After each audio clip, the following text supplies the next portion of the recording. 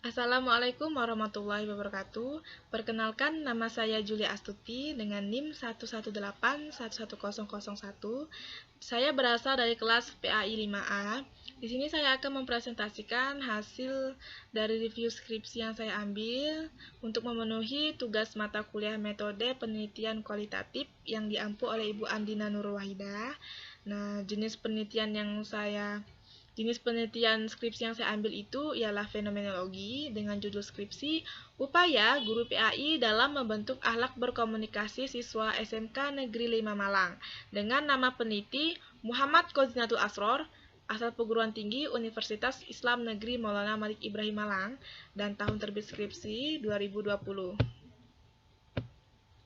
Bab 1 pendahuluan. Permasalahan yang terjadi di tempat penelitian ialah karena dekadensi moral akhir-akhir ini menjadi hal yang sangat memprihatinkan.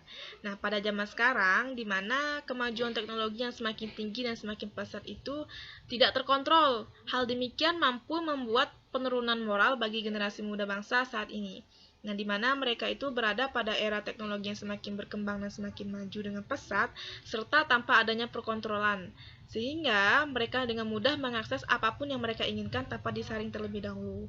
Nah, oleh karena itu, kata kotor dan perilaku etika yang buruk bisa keluar dari diri mereka sendiri. Nah, sehingga guru PAI memiliki tanggung jawab yang lebih dalam melakukan pembinaan akhlak siswa, terutama akhlak dalam berkomunikasi. Kemudian yang kedua, ada alasan yang mendasari peneliti melakukan penelitian ialah karena banyaknya penurunan etika atau karena banyaknya fenomena-fenomena penurunan etika yang terjadi pada peserta didik di SMK Negeri Malang, yang mana itu tidak sesuai dengan syariat Islam dan juga norma yang berlaku dalam masyarakat. Nah, hal ini dipengaruhi oleh perkembangan teknologi di zaman globalisasi saat ini dan juga beberapa hobi yang terlalu fanatik sehingga terjadi penurunan etika pada peserta didik. Nah, di sini peneliti ingin mengembalikan bagaimana sih supaya etika peserta didik itu kembali baik, sopan santun, dan sesuai dengan syariat agama Islam. Nah, di sini juga peneliti juga ingin mengetahui bagaimana upaya yang dilakukan oleh guru PAI dalam membentuk akhlak berkomunikasi dan bagaimana implikasinya. Kemudian untuk screenshot paragraf yang memuat data pra penelitian bisa teman-teman lihat pada PPT saya. Nah, pertanyaan penelitian dan tujuan penelitian. Pertanyaan penelitian yang pertama ialah, apa upaya guru PAI dalam membentuk akhlak berkomunikasi siswa SMK Negeri 5 Malang?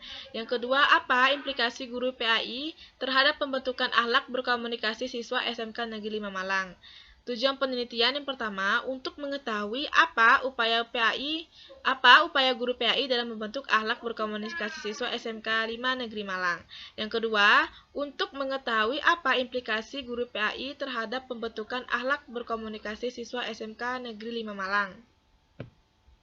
Kemudian komentar saya berkenaan dengan pertanyaan dan tujuan penelitian ialah pertanyaan yang dibuat oleh penelitian itu sudah bagus dan juga sesuai antara pertanyaan dan tujuan penelitian, di mana pertanyaan diajukan 2 dan tujuan penelitian itu juga 2. Nah, namun di sini saya menemukan ada kejanggalan yaitu pada tujuan penelitian, di mana peneliti menulis ulang kata tanya di tujuan penelitian. Nah, saran saya sebaiknya penulisan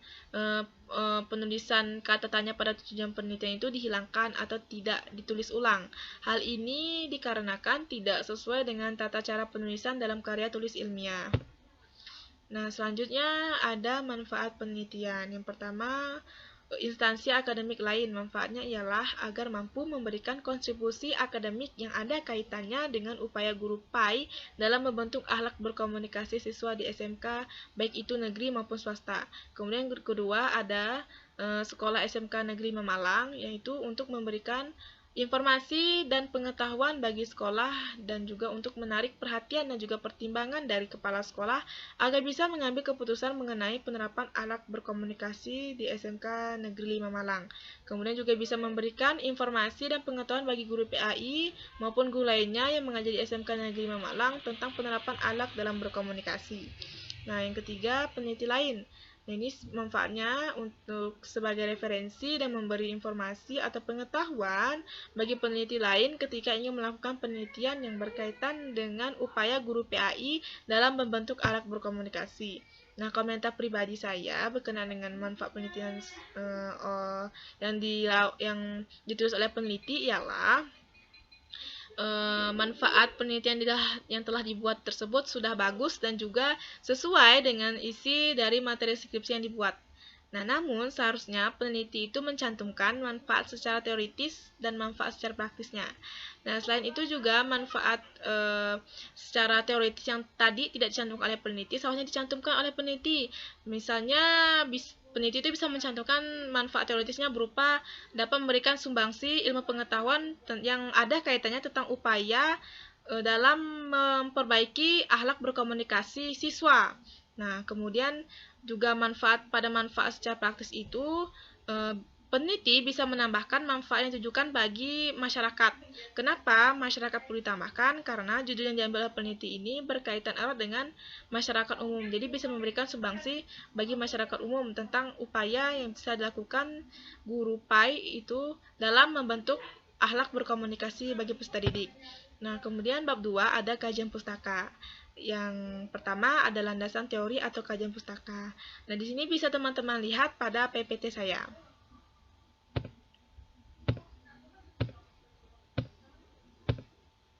Nah, komentar pribadi saya berkenaan dengan landasan teori atau kajian pustaka dalam penelitian tersebut ialah landasan teori yang dibuat oleh peneliti itu sudah cukup lengkap dan juga sesuai dengan pertanyaan yang sebelumnya ditulis oleh peneliti itu sendiri. Namun di sini menurut saya seharusnya peneliti itu menambahkan atau mencantumkan landasan teori tentang bagaimana sih perspektif Islam dalam berkomunikasi atau adab berkomunikasi dalam Islam. Nah, hal ini karena guru PAI itu kan UAS cangkupannya itu agama Islam, jadi seharusnya peneliti itu menambahkan bagaimana perspektif dalam Islam itu sendiri. Nah, kemudian kedua, sumber pengambilan referensi dalam skripsi itu juga mengambil alamat HTTP, yang mana ini sebenarnya tidak disarankan dalam penulisan skripsi atau karya tulis ilmiah. Kemudian untuk sumber kutipan yang diambil oleh peneliti itu juga terdapat kejanggalan. Misalnya pada sumber kutipan yang diambil itu tidak mencantumkan tahun penerbit buku, padahal sebelumnya itu beberapa sumber buku itu ditulis tahun penerbitnya, dan juga ada beberapa buku yang sebenarnya tahun penerbit sama, judul bukunya juga sama, tetapi tidak penulis bukunya itu tidak ditulis secara lengkap nama penulisnya itu. Kemudian ada selanjutnya itu tentang kajian penelitian terdahulu atau kajian penelitian relevan.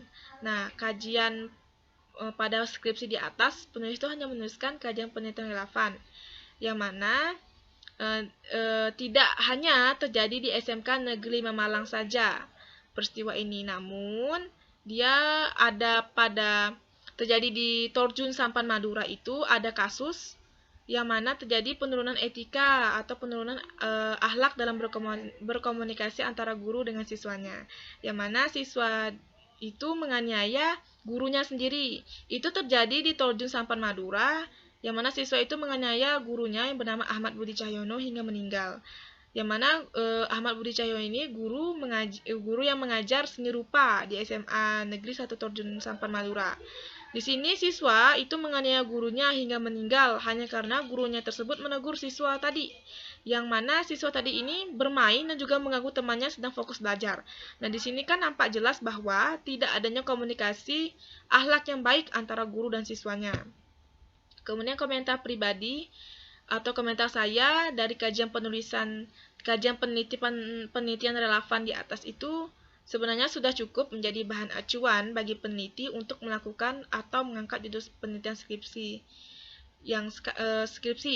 Namun, selanjutnya ditambah lagi dengan kejadian topik yang diambil itu juga sedang marak terjadi pada saat ini.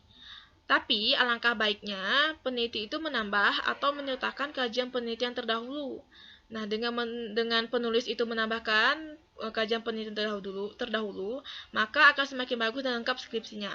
Kemudian dengan kasus yang relevan di atas, maka dapat dijadikan perbandingan untuk skripsi atau peneliti-peneliti lainnya agar bisa menjadi bahan perbandingan dan juga agar hasil yang didapatkan dari penelitian tersebut bisa lebih baik lagi dan tentunya sesuai dengan data yang didapatkan di lapangan.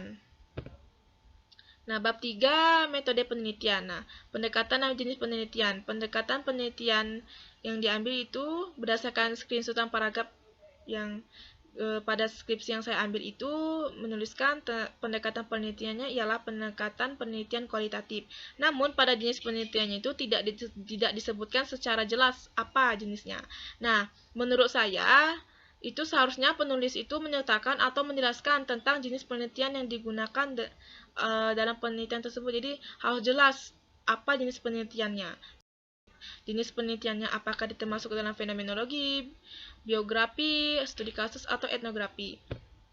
Nah, kemudian tempat penelitian itu di SMK Negeri 5 Malang dengan waktu penelitian itu September 2019 sampai Mei 2020. Nah, sumber data penelitian itu dibagi menjadi dua, yaitu data primer dan data sekunder.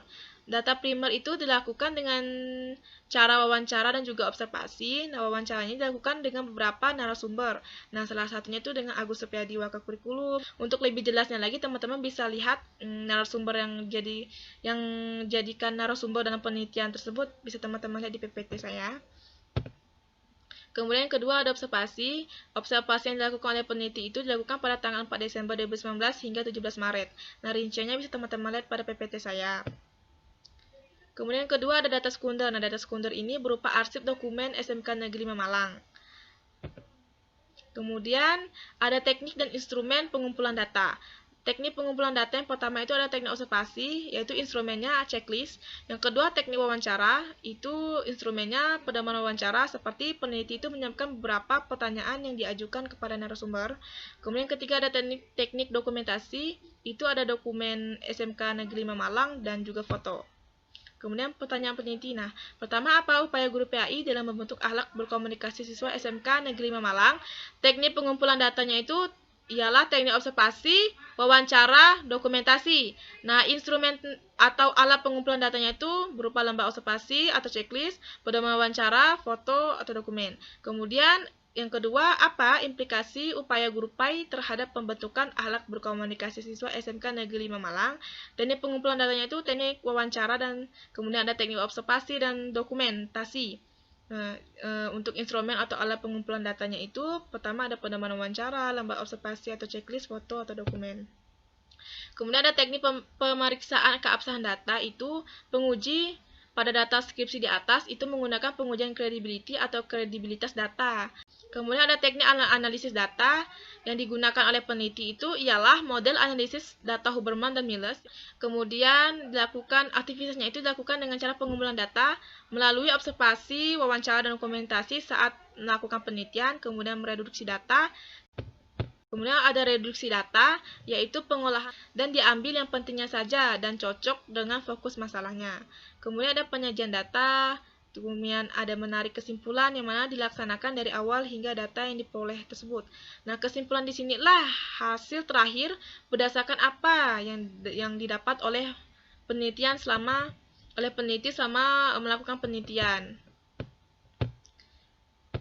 Kemudian tanggapan pribadi saya, menurut saya teknik analisis data yang diperoleh atau yang dilakukan oleh peneliti itu sudah sesuai dengan jenis penelitian, yaitu penelitian kualitatif model Miles dan Huberman. Dan juga tahapan aktivitas yang dilakukan oleh peneliti itu juga sesuai dengan tahapan atau ketentuan yang ada pada tahapan analisis data model Miles dan Huberman. Nah, selain itu, teknik analisis data yang diperoleh penelitian berupa model Miles dan Huberman ini juga sesuai dengan tema yang diangkat atau yang dijadikan fokus penelitian dalam skripsi, yaitu berkaitan dengan upaya guru PAI dalam membentuk akhlak berkomunikasi siswa di SMK Negeri 5 Malang, di mana judul yang diangkat oleh peneliti ini berupa deskriptif, yang mana yang sebelumnya itu masih remang-remang atau belum jelas sehingga menjadi jelas setelah diteliti. Nah, sekian pemaparan yang dapat saya sampaikan, kurang lebihnya mohon maaf. Wabillahi taufiq wal hidayah. Wassalamualaikum warahmatullahi wabarakatuh.